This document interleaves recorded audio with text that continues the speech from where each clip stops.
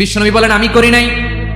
ওয়া ইন্নী আখতাবিউ দাওয়াতি শাফাআতান লি উম্মতি ইয়াউমাল কিয়ামাহ, আমার ওই স্পেশাল দোয়াটা আমি দুনিয়ার বুকে কঠিন বিপদে পড়েও কোনোদিন করি নাই। আমি আমার স্পেশাল দোয়াটা কিয়ামতের দিন আমার গুনাহগার উম্মতকে সুপারিশের জন্য রেখে দিয়েছি। আল্লাহ বলবেন নবী ইরফা রাসাক, মাথা তোলেন, আর কাটবেন না। বিশ্বনবী মাথা তুলবেন, আল্লাহ বলবেন সাল তোতা, আপনি যা যাবেন তাই দেব। ওয়াশফা তুশাফা, সুপারিশ করেন, সুপারিশ কবুল করব।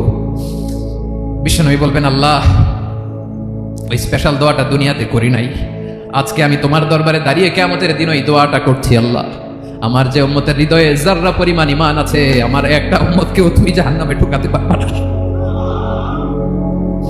বিশ্বনবী পাগলের মতো একবার হাউজে কাউসারে যাবেন, একবার সিরাতে যাবেন, একবার পুলসিরাতের দিকে, একবার হাউজে কাউসারের দিকে পাগলের মতো দৌড়াতে থাকবেন।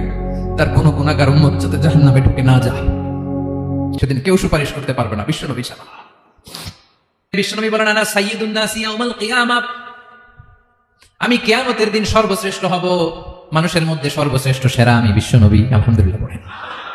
বিশ্বনবী বলেন সেদিনটা বড্ড ভয়ঙ্কর, সেদিন কেউ কারো কোনো উপকারে আসবে না, বন্ধু বন্ধুর কাজে আসবে না, স্ত্রী স্বামীর উপকারে আসবে না, স্বামী স্ত্রীর উপকারে আসবে না, পীর সাহেব মুরিদরে বাঁচাতে পারবে না, মুরিদ পীর সাহেবরে বাঁচাতে পারবে না, নেতা কর্মীর পরিচয় দিবে না, কর্মী নেতার পরিচয় দিবে না, ভাই বোনকে চিনবে না, বোন ভাইকে চিনবে না, বাবা তার সন্তানকে চিনবে না, মেয়েকে দেখে মা দৌড়ে দৌড়ে পালাবে।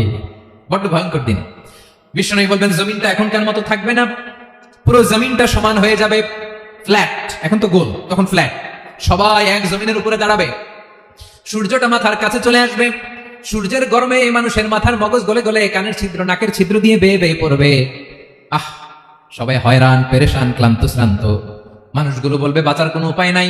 50,000 বছর মানুষ এরকম দৌড়াবে, চিৎকার করবে, কাঁদবে, বাঁচার কোনো উপায় নাই। সবাই বলবে আহ, আল্লাহ যদি বিচারটা শুরু করতো, যা হবার হবে, আগে বিচার শুরু করুন। বিচারই শুরু হয় না, বিচার শুরু হইতে 50,000 বছর।